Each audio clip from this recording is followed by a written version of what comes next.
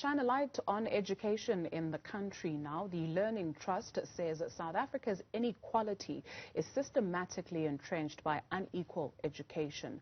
Learners from better resourced backgrounds are far more likely to become literate and numerate, stay in school and matriculate with academic scores that enable access to tertiary education and higher paying jobs. While the education system has seen improvements in learning outcomes over the past few years, the pace is slow and from an unacceptable low base, rather, despite significant investment. We discuss this now with the Learning Trust's Sibongile Khumalo. Thank you very much. She's the Executive Director there. Khumalo, thank you so much for your time this afternoon. Perhaps for the benefit of a viewer who is not familiar with the work that you do, please explain for us.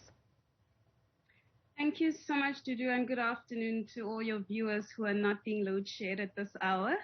So I represent the Learning Trust, which is a non-profit conduit grant maker. So we essentially raise money to give money, and specifically to community-based after-school programs. We've been operating in 3 provinces so far, and that's in Gauteng, in the Eastern Cape, and in the Western Cape over the last 11 years. But we've got plans to expand into other provinces like the Free State and Limpopo.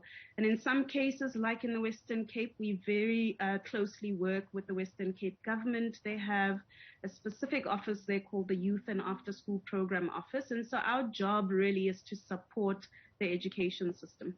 So the Minister of Basic Education, Ms. Angie Motshekga, announced a full return for primary schools on the 14th of August.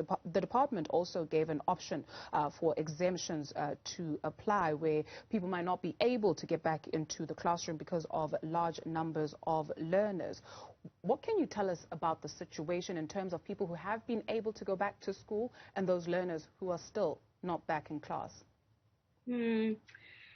That is the most concerning of the things that we have seen recently. So, of course, it made sense in level 4 and 3 of lockdowns last year to pull kids out of school, and when they returned, to rotate the schedule so that they go back, one day in, one day out. But what we are seeing now is a continuation of this platooning or rotational basis of schooling. And it's especially worse in quintile 1 to 3 schools. So for your viewers who don't know, these are low to no fee schools that are largely in communities like townships and in rural areas. So we find that I think up to 70% of learners in this country attend those schools. And the primary schools were actually called to go back to school on the 14th of August by the minister. But we are finding I'll give you an example, in the Western Cape, for instance, that the number of schools that have applied for that exemption, and it has been accepted, so for them to not return to school, is upwards of 85% of primary schools. That's 85% of about 1,010 primary schools in that province.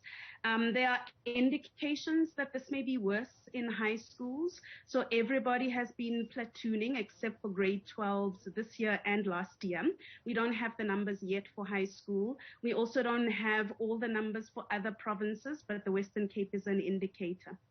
From the work that you do, is it as simple as saying that we don't have capacity because we've just got so many learners in one classroom? What are some of the underlying factors that these schools have applied for exemptions at such a high rate? So, of course, the biggest thing is schools saying they cannot accommodate all the kids in their classes. And you and I know that these classes can go to upwards of above 50 kids in a classroom. And so with the regulations for social distancing, and I think COGTA has said 1 meter between learners, it's not possible to have 50 learners in the same size classroom. So that's really the main reason that schools have applied for this exemption. And so really what needs to be done is to reduce that regulation to 0.5 meters where it makes the most sense. And I know this may seem like an irresponsible thing to say if we are going to go into a fourth wave of the pandemic, of infections. But really, the longer children stay out of school, the bigger the crisis we are going to have in terms of learning losses. We know that wealthier children have been back at school. They had a stint earlier in the year, maybe that they were not. But for the most part, and many private schools that I'm speaking to have already started the curriculum for next year. So they're leaving poorer or low-income kids further and further behind. And those learning gaps are just getting deeper and deeper, and there'll be a very big gap for us to fill once kids are back to school. And we know there is no substitute for teaching. So while we support after-school programs, and those are the programs that can keep kids off the streets in the afternoons, there has to be teaching done in schools. One wonders of the consequence of these children not being in class. We've just come out of the local government elections, which by and large are about an offering of basic services. I'm also curious to find out from the work that you do, what kind of sanitation issues are faced by these learners? And I'll give you an example of a school that we work closely with in Gauteng, close to Midrand. And they, for a period of about 4 weeks, didn't even have water. And this is a school I know very well, so I know that there aren't even basins, toilets are broken in the bathrooms. And now on top of that, there wasn't even running water. So to ask for children to return to school en masse is also unrealistic under those kinds of water and sanitation issues. And then there's also issues of learning and teaching support materials, what they call LTSM in the education system. And there's been delays in delivering school materials, textbooks. We saw last year how kids were sent home without textbooks, without any learning materials. And so community members, community organizations have had to fill that gap and provide learning materials. But of course, this cannot happen at large scale, and only government can fill these gaps.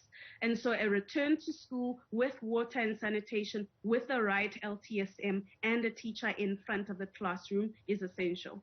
You speak of a reduction of regulation with the impending fourth wave. You take a look at a country like Kenya, for instance. They were plagued by teenage pregnancies as a result of children not being in the classroom. From the work that you do, what is it that you are seeing with that aspect? Yeah.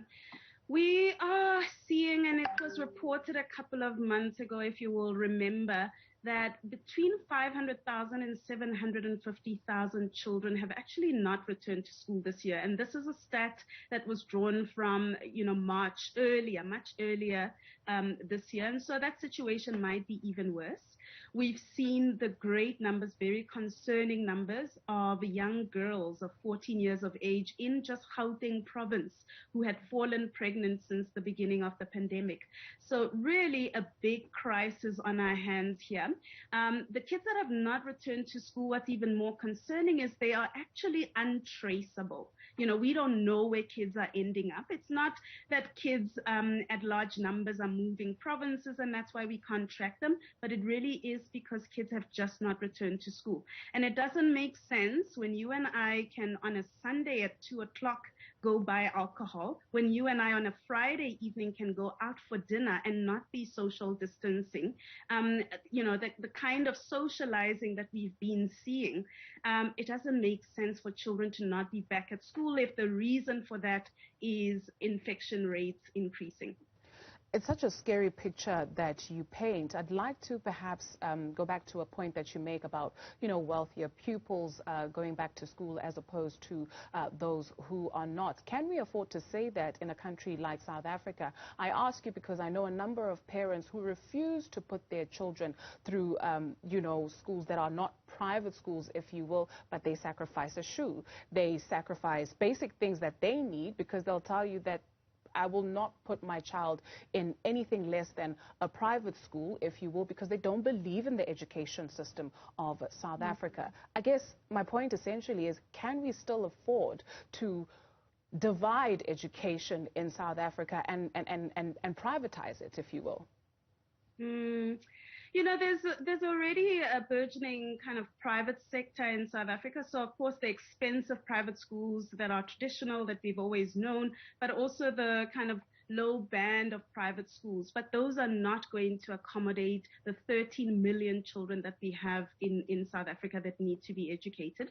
And also they're not going to accommodate the pockets of some of the parents that come from the communities we're talking about. We're speaking about Springs in the East Rand, for instance, or Langa, where most of these families, are kind of spending 500 Rand or receiving a grant of much less than what you and I are earning. And so affordability is really low. It's not possible for the majority of this country to take their children to private school, to former Model C schools, or to even low-fee private schools. And so, as I said, up to 70% of the children, of 13 million children, are in these low to no fee paying schools, quintile 1 to 3 schools. And that's who we need to do this for. That's who we are trying to accommodate in trying to get kids back to school.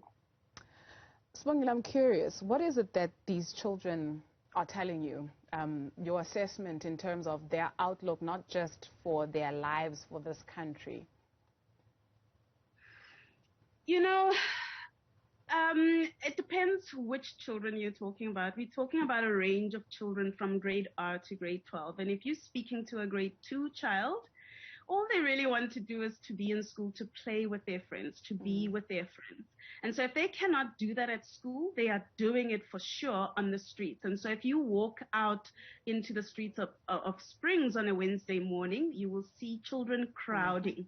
So for me, if they are crowding outside in the streets, let them crowd back in school, where they can actually get the benefits of learning, where they can get the benefit of safety and a controlled environment, where they can be reading, where they can be doing mathematics, where they can be playing in a controlled environment. And then you talk to kids who are in high school. I spoke to children who were matriculating last year, who are now, by large numbers, repeating matric, or repeating certain subjects of matric so that they can improve their results. Many children who wrote last year are not able to go into post-school opportunities, are not able to do anything with their results, and therefore have had to repeat matric. It's a lot. Thank you. Sibongile Khumalo is the Executive Director at the Learning Trust. Thank you also for the work that you do with these young people of South Africa. Onwards and upwards.